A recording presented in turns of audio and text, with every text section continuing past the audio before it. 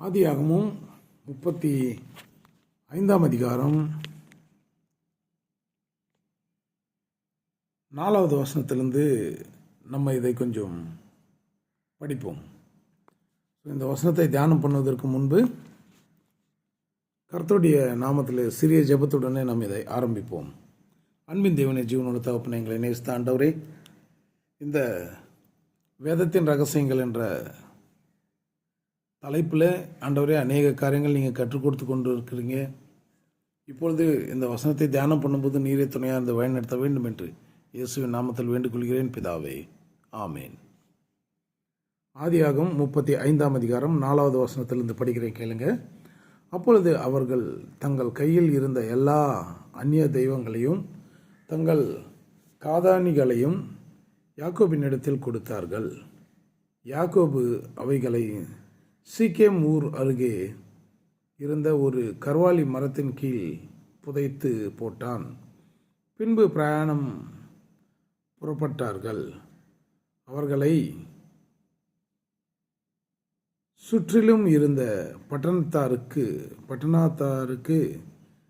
தேவனாலே பயங்கரம் உண்டானதினால் அவர்கள் யாக்கோபின் குமாரர்களை பின்தொடராதிருந்தார்கள். யாக்கோபு அவரோட கூட இருந்த எல்லா ஜனங்களும் கானான் தேசத்துக்குள்ளே பெத்தேல் என்னும் லூசுக்கு வந்தார்கள். அங்கே அவன் ஒரு பலிபீடத்தை கட்டி தன் சகோதரனுடைய முகத்துக்கு தப்பி ஓடின போது அங்கே தனக்கு தேவன் தரிசனமானபடியால் அந்த ஸ்தலத்துக்கு ஏல் பெத்தேல் என்று பெயரிட்டான். பாருங்கள் பிரியமான தேவனுடைய பிள்ளைகளே, ஆபிரகாம் தேவனிடத்தில் பெற்றுக்கொண்ட வாக்குத்தத்தத்தினாலே ஆபிரகாமை ஆசீர்வதித்தார், ஈசாக்கை ஆசீர்வதித்தார், யாக்கோபையும் ஆசீர்வதித்தார். ஒரு விஷயத்த சொல்கிறேன் பாருங்கள், கடவுள்கிட்ட இருந்து நம்ம பெற்றுக்கொள்கிற ஆசீர்வாதம் அப்படின்னும் போது என்னதுன்னா, நமக்கு அவர் கொடுக்குற புத்திர சந்தான பாக்கியம்தான் அவர்கிட்ட நம்ம பெற்றுக்கொள்ளக்கூடிய ஆசீர்வாதங்கள். அதை சொல்கிறார் இல்லைங்களா, முதலாவது என்னுடைய ராஜ்யத்தையும் நிதியும் தேடுங்கள், அப்பொழுது இவைகள் எல்லாம் உங்களுக்கு கூட கொடுக்கப்படும் என்று ஆண்டவர் சொல்லியிருந்த வார்த்தையின்படி கண்ணுக்கு காணாததும் காதுக்கு கேட்காததும் மனிதனுடைய இருதயத்தில் தோன்றாத காரியங்கள் ஆபிரகாம் தேடினார்.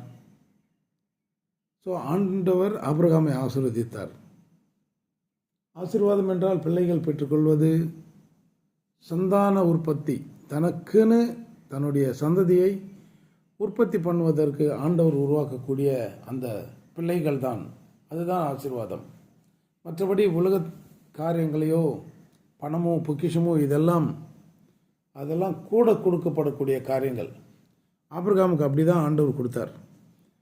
அது ஈசாக்கும் அப்படி தான் கொடுத்தார், யாக்கோபுக்கும் அப்படி தான் கொடுத்தார். பாருங்கள், இவ்விதமாக ஆசீர்வாதத்தை பெற்றுக்கொண்டு வெளியில் வந்து கொண்டிருந்த இந்த சந்ததியார் பேத்தேலில் ஆண்டவருக்கு ஒரு பலிபீடத்தை கட்டுவதற்கு புறப்பட்டு போனார்கள். புறப்பட்டு போகும்போது நடந்த காரியம் என்னென்னா, அவங்களுடைய சுத்திகரிப்பு எப்படி இருக்குன்னா, தங்கக்கிட்ட இருக்கிற அந்த காதானிகளையும் தங்கக்கிட்ட ஆகாத பொருள் என்னென்ன இருக்கோ எல்லாத்தையும் யாக்கோபு கையில் கொடுத்துட்டாங்க. அப்பொழுது யாக்கோபு அது கர்வாலி மரத்தின் கீழே புதைத்து போட்டாராம். ஸோ சுத்திகரிப்பு அப்படின்றது மேலோட்டமாக நம்ம கையில் என்னென்ன இருக்கோ அதை நம்ம எடுத்து போட்டாலும் இருதயத்தை சுத்திகரிக்கக்கூடிய காரியத்தை ஆண்டவர் பண்ணுவார். அவர் எப்படி பண்ணுவார் இருதயத்தை சுத்திகரிக்கிறதுனா, சின்ன சின்ன பாவ காரியங்களில் விழாதபடி ஆண்டவர் நம்மளை பாதுகாத்துக் கொள்வார். நமக்கு அறியாமலே இருக்கும், அது பாவமாக இருக்கும். பிசாசு அப்படி தான் நம்மளை பாவத்துக்குள்ளே கொண்டு போவான். நமக்கு தெரிஞ்சு பெரிய பெரிய பாவங்கள், சிறிய சிறிய பாவங்கள் அப்படின்ற இந்த டிவைடேஷனில் பெரிய பெரிய பாவங்கள் எல்லாம் நம்மளை பிசாசு செய்ய விட மாட்டான். அவனே அந்த பெரிய பெரிய பாவங்கள் எல்லாம் தடுத்து நிற்பதற்கு தான் பார்ப்பான். ஆனால் நம்மளால் அறியாத சின்ன சின்ன பாவ காரியங்களை செய்ய வச்சு நம்மளை பாவத்தில் தள்ளி விட்டுருவான். சின்ன சின்ன காரியங்கள் என்னென்னா, நம்ம பெருமையாக பேசக்கூடிய நம்மளை பற்றி நம்ம பெருமையாக பேசக்கூடிய காரியங்கள், மற்றவங்களை பற்றி பெருமையாக பேசக்கூடிய காரியங்கள் அது இல்லாததாக இருக்கும். அதை இருக்கிறது போல நம்ம பேசுவோம். அது நிறைய காரியங்கள் அந்த மாதிரி நடக்கும். அது ஒன்றுமே இல்லாமல் இருக்கும், ஆனால் அது இருக்கிறது போல நம்ம பேசுகிறது அது ஒரு பொய்யான காரியமாக இருக்கும். இவ்விதமாக சின்ன சின்ன விஷயங்களாக தான் இருக்கும். நமக்கு அறியாமலே நம்ம மற்றவர்களோட பேசும்போது அந்த மாதிரி சொல்லிடுவோம். ஒரே ஒரு எக்ஸாம்பிள் அப்படின்னு பார்க்கும்போது, அனனியா சப்பீரால் அந்த நிலத்தை விற்றுட்டு கொண்டு வந்து அப்போஸ்தலருடைய பாதபடியில் வைக்கும்போது என்ன பண்ணுறான்னா, பிசாசு அவங்கள பொய் சொல்ல வைக்கிறான்.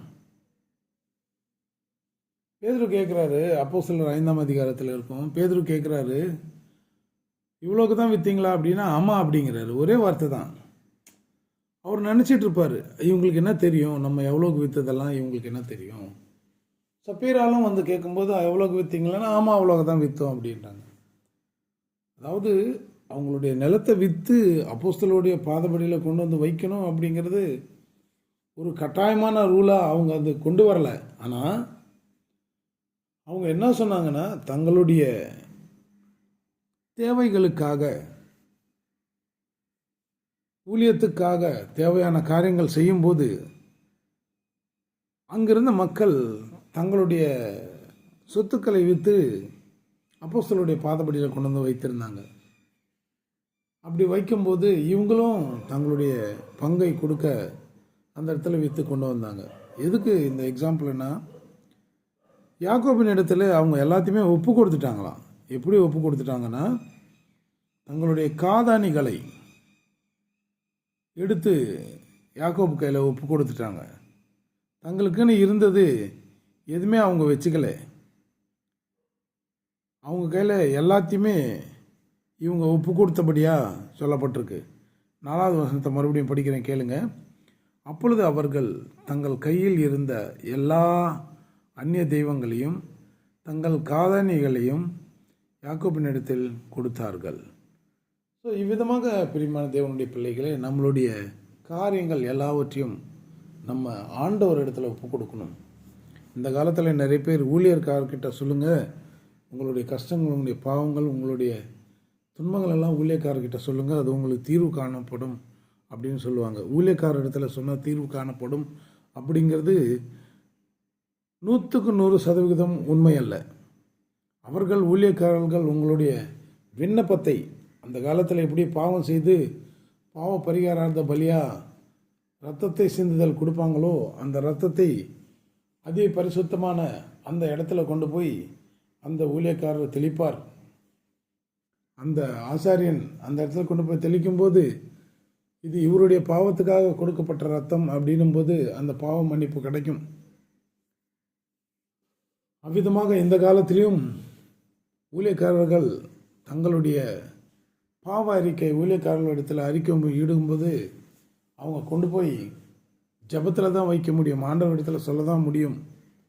ஆனால் அதை விட ஆண்டவர் என்ன பண்ணியிருக்காருன்னா, இயேசு ஆண்டவர் எப்போ சிலுவையில் மரித்தாரோ அப்பொழுது அந்த தேவாலயத்தில் இருக்கிற அந்த திரை மேலேருந்து கீழே வரைக்கும் 2ஆக கிழிக்கப்பட்டது. அதனுடைய அர்த்தம் என்ன அப்படின்னு பார்த்தோம் என்றால், நீங்கள் நேரடியாக இயேசு ஆண்டவரிடத்தில் தங்களுடைய கஷ்டங்களை சொல்லிக்கொள்ளலாம். அதுக்கு தான் அந்த தேவாலயத்தின் திரை கிழித்தது. ஊழியக்கார இடத்துல நம்மளுடைய கஷ்டங்கள், துன்பங்கள் சொல்ல வேண்டிய அவசியம் இல்லை.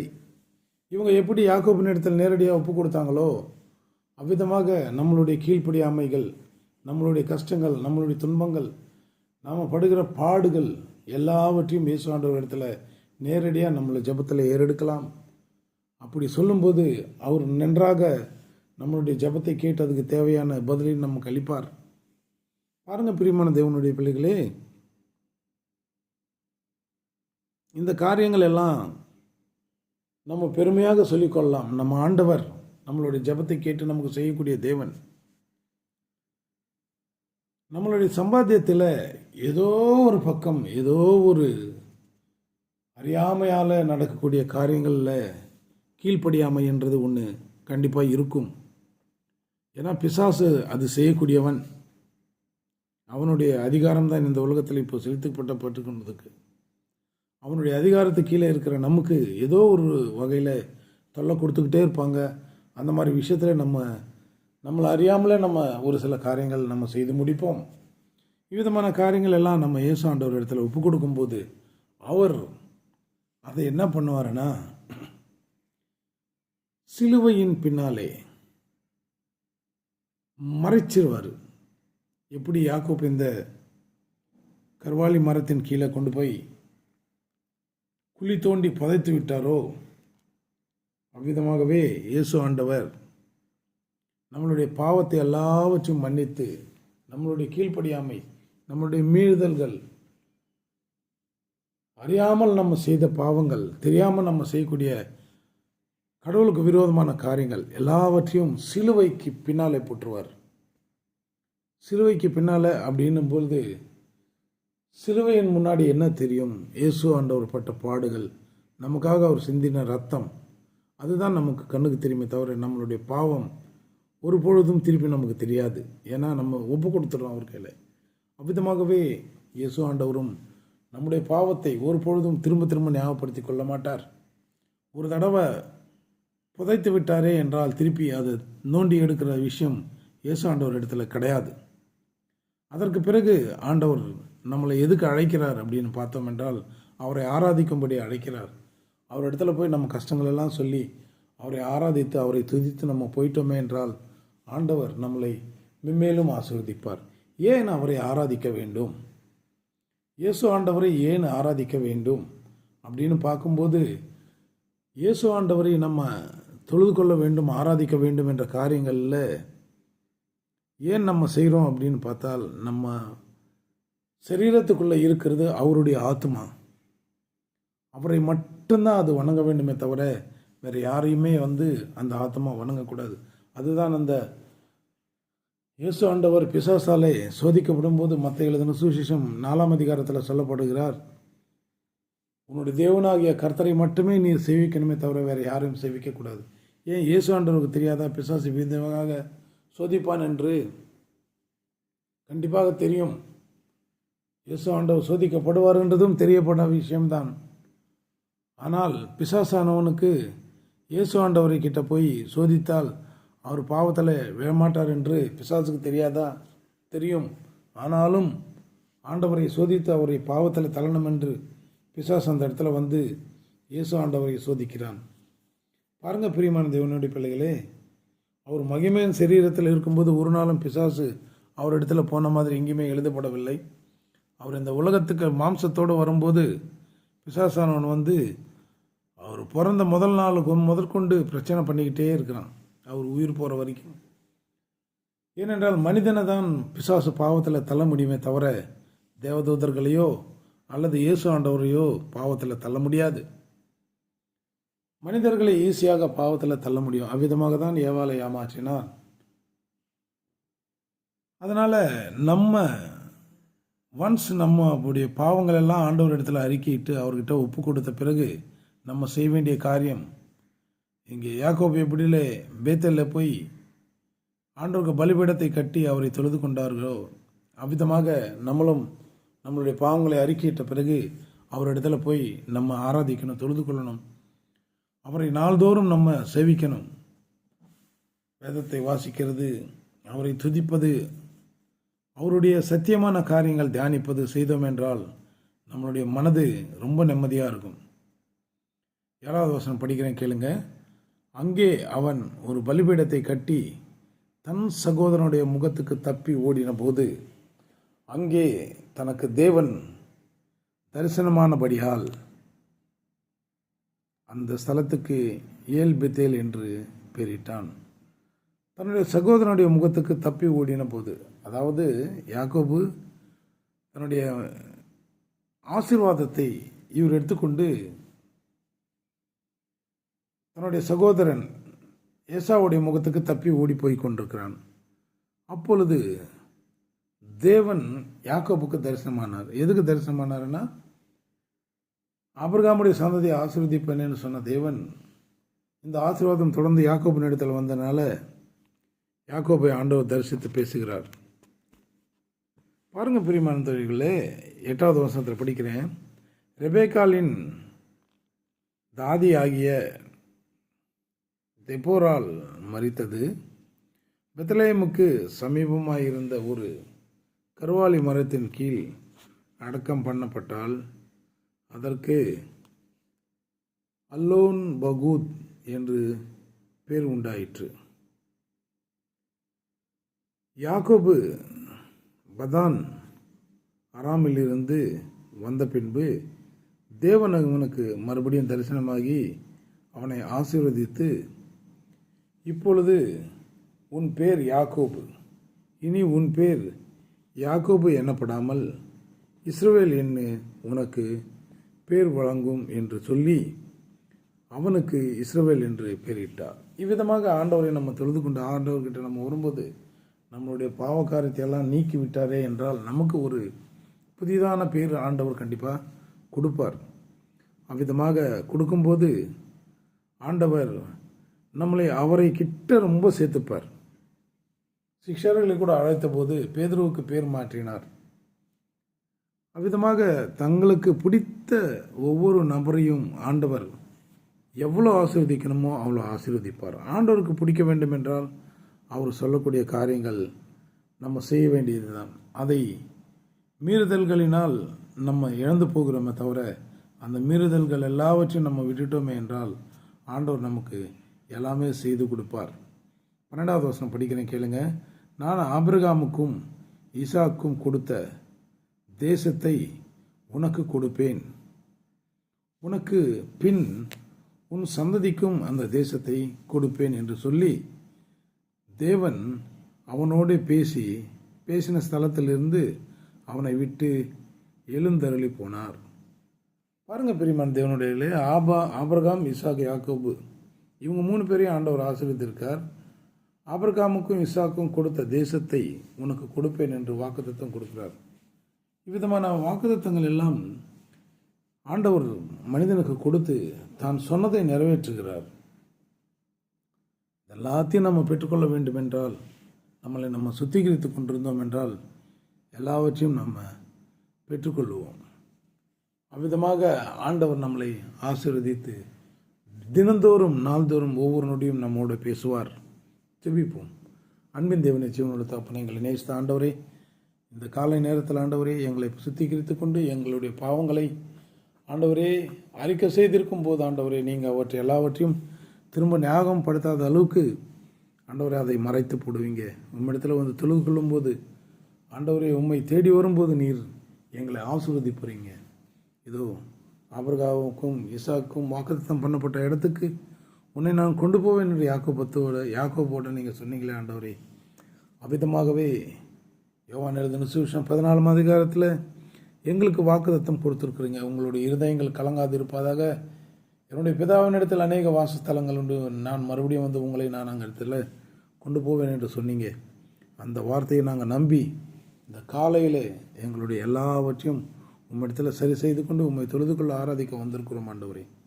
அந்த வார்த்தையின்படி யாக்கோபுக்கு எப்படி வாக்குத்தத்தம் பண்ணப்பட்ட இடத்துக்கு அவரை கூட்டு போகிறேன்னு சொன்னீங்களோ அவ்விதமாக எங்களுக்கு வாக்குத்தத்தம் பண்ணியிருக்கிற அந்த இடத்துக்கு நசரேயனாகிய இயேசுவின் நாமத்தில் எங்களை கூட்டிக் கொள்ள செல்ல வேண்டும் என்றும் அந்த பரலோக ராஜ்யத்துக்குள்ளே எங்களை சேர்க்க வேண்டும் என்று வேண்டுகொள்கிறேன் ஆண்டவரே. ஜீவனோட தகப்பனே, நீ சொன்ன வார்த்தை செய்து முடிக்கக்கூடிய தேவன் ஆண்டவரே.